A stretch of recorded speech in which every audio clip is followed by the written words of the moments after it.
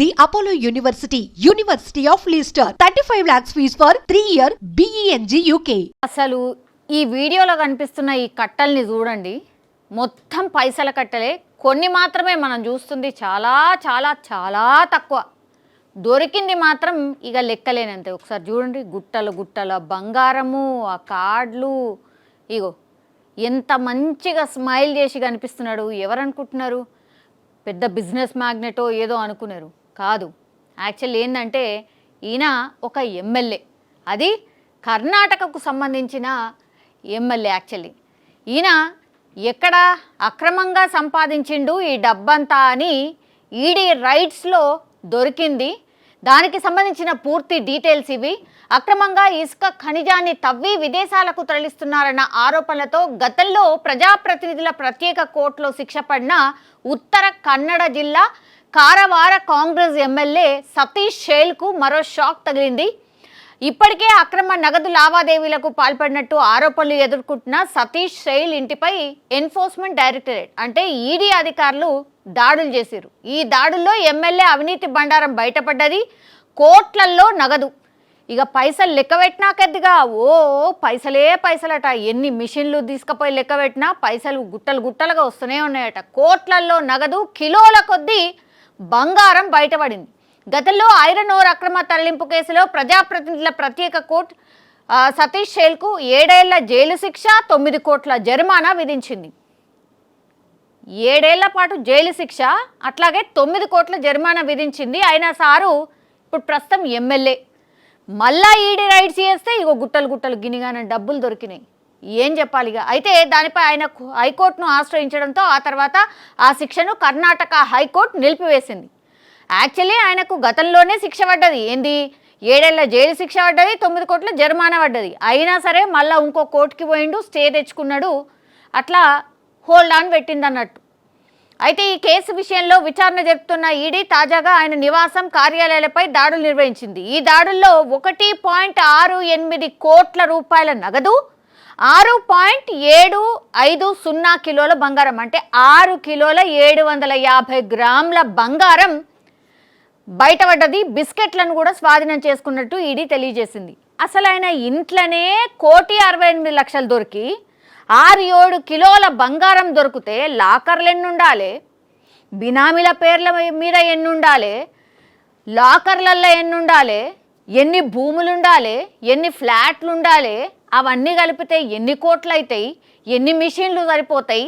So ఈ bank లాకర్లలో ఎన్ని ఉండాలి, ఆ తర్వాత ఈ బినామీల పేర్ల మీద ఎన్ని ఉండాలి, అలా భార్య పేరు మీద, కొడుకులు ఉంటే కొడుకులు, కూతుర్లు ఉంటే కూతుర్లు, వాళ్ళ పేర్ల మీద ఎన్ని ఉండాలి, భూములు ఎన్ని ఉండాలి, అసలు లెక్కాపత్రం ఏమన్నా ఉందా, అసలు ఎన్ని ఆస్తులు ఉన్నాయో ఆయన కన్నా తెలుసా తెలియదా? ఏం చేసుకుంటారు ఇవన్నీ డబ్బులు కూడా?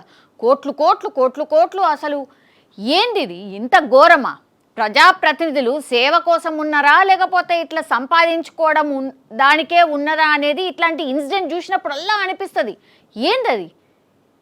బిస్కెట్లు చూడండి, 6-7 కిలోలు దొరికినాయి అంటే ఇక మనం ఊహించుకోవచ్చు. 2 రోజుల పాటు ఏకదాటిగా సర్చింగ్ చేస్తున్నట. భారీగా నగదు దొరికింది, బంగారం గుర్తించినట్టు ఈడీ ఏకంగా వాళ్ళ ఎక్స్ ఖాతాలోనే ట్విట్టర్లో తెలియజేసింది. ఢిల్లీ, గోవా, ముంబై, బెంగళూరు తదితర ప్రాంతాలకు చెందినటువంటి ఈడీ అధికారులు ఈ దాడులు పాల్గొన్నారట. వాయమ్మ, కర్ణాటకనే కాదు, ఢిల్లీ నుంచి, గోవా నుంచి, ముంబై నుంచి, బెంగళూరు నుంచి వీళ్ళందరూ వచ్చి వీళ్ళ ఇంట్లో సర్చ్ చేస్తే అప్పుడు కానీ ఈ లెక్క అంతా తేలలేదు. అది కూడా 2 రోజుల పాటు వాళ్ళ ఇంట్లోనే ఉండి మొత్తం సర్చ్ చేస్తే తేలిన లెక్క ఇది.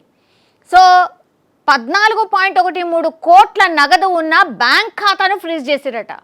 వీళ్ళు దొరికింది కేవలం 1,68,00,000 ఇంట్లో దొరికినాయి. 14.13 కోట్లు అంటే దాదాపు 14-15 కోట్ల మధ్యలో ఉన్నటువంటి బ్యాంక్ ఖాతాని ప్రస్తుతం ఫ్రీజ్ చేసిండ్రట. ఈ కేసుకు సంబంధించి పలు కార్యాలయాలపైన కూడా దాడులు నిర్వహించిండ్రు. సతీష్ ఇనుప ఖనిజాన్ని అక్రమంగా తరలించారని ఆరోపణలున్నాయి.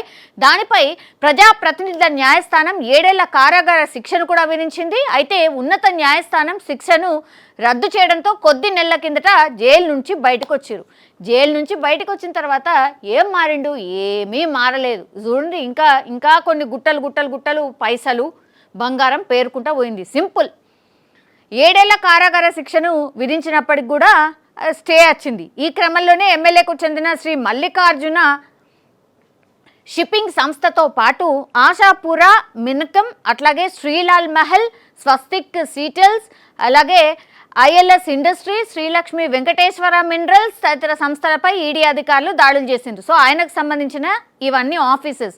సతీష్కు చెందినటువంటి కంపెనీ ద్వారా 86 కోట్ల ముడి ఖనిజాన్ని అక్రమంగా తరలించిందని ఈడీ ఆరోపించింది. ఎటువంటి అనుమతులు లేకుండానే మైనింగ్ నిర్వహించాలని అటవీ అధికారులు 1000 టన్నులకు పైగా ఖనిజాన్ని జప్తు చేశారు. అయితే దీనిపై హైకోర్టుకు వెళ్ళగా సరైన పత్రాలు ఉంటే ఎగుమతి చేసుకోవచ్చని చెప్పింది. దీన్ని అలుసుగా తీసుకున్న సతీష్ శైల్ జప్తు చేసిన ఐరన్ ఓర్ నుంచి 11,000 టన్నులు అక్రమంగా తరలించిండు. ఈ కేసులో ఈడీ అరెస్ట్ చేయగా హైకోర్టు శిక్షను రద్దు చేసింది. అయితే ఈడీ మాత్రం ఈ కేసును మరోసారి కోర్టులో సవాల్ చేసేందుకు సిద్ధమైంది. ఒకవేళ ఆయన దోషిగా తేలితే ఆయన శాసనసభ్యత్వం రద్దయ్యే అవకాశం ఉంది. ఒకసారి చూడండి, గిన్ని కోట్ల రూపాయలు బయటపడ్డ తర్వాత ఈయన అక్రమాలు చేయలే, అంత కరెక్ట్గానే ప్రాపర్గానే చేసిండు అని ఎట్లా నిరూపిస్తారు? తవ్వినా కొద్దిగా గుట్టలు పైసలు బయటపడుతున్నాయి. ఈడీ ఉట్టిగానే రాదు. అన్ని ఆధారాలు ప్రాథమికంగా వాళ్ళ దగ్గర ఆధారాలు ఉన్న తర్వాతనే ఈయన దగ్గర ఖచ్చితంగా ఈయన అనుమతులు లేకుండానే అక్రమంగానే డబ్బు సంపాదించారు అని తెలుసుకున్న తర్వాతనే ఈడీ రైట్స్ అనేటివి జరుగుతాయి జనరల్లీ కూడా. ఇప్పుడు అదే జరిగింది. వీటిని ఇప్పుడు ఈడీ అవును ఈయన అక్రమంగానే సంపాదించిండు, యాక్చువల్లీ ఈయనకి ఇచ్చింది అనుమతులు కొన్ని, ఈయన అసలు ఏ అనుమతులు ఏం పట్టించుకోలే, ఆయన ఇష్టం వచ్చినట్టుగా పనులు చేసుకుంటా పోయిండు అని ఈడీ నిరూపిస్తే మాత్రం ఈయన శాసనసభ్యుడుగా ఉన్నాడు కాబట్టి శాసనసభ్యత్వం కూడా రద్దయ్యే అవకాశం ఉంటుంది. కానీ ప్రజాప్రతినిధులు ఉన్న మీరు ఏం చేసుకుంటారు? ఆ డబ్బంతా ఎన్ని తరాలు తిన్నా కూడా తరగదు కదా. ఇప్పుడు ఒక సాటిస్ఫాక్షన్ అంటూ ఏమీ ఉండదా?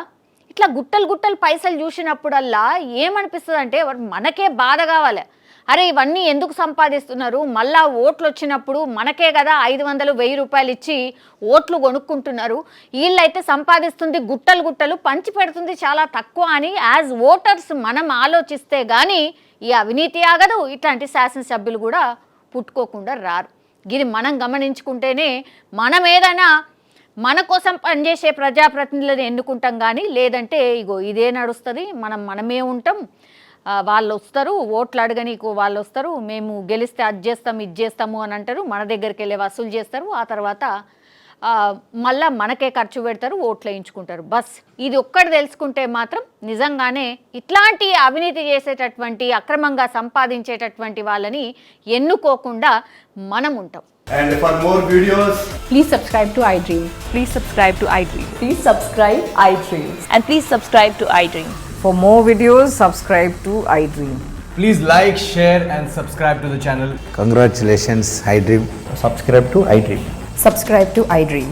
So subscribe to iDream Media.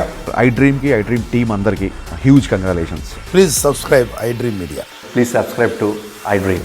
Subscribe iDream. Please subscribe to iDream. iDream అంటే నా కళల ఛానల్ సబ్స్క్రైబ్ చేసుకున్న నోరు తిరుగుతలేదు, మీరైతే గంట గుర్తు కొట్టండి. For more such videos, please subscribe to iDream.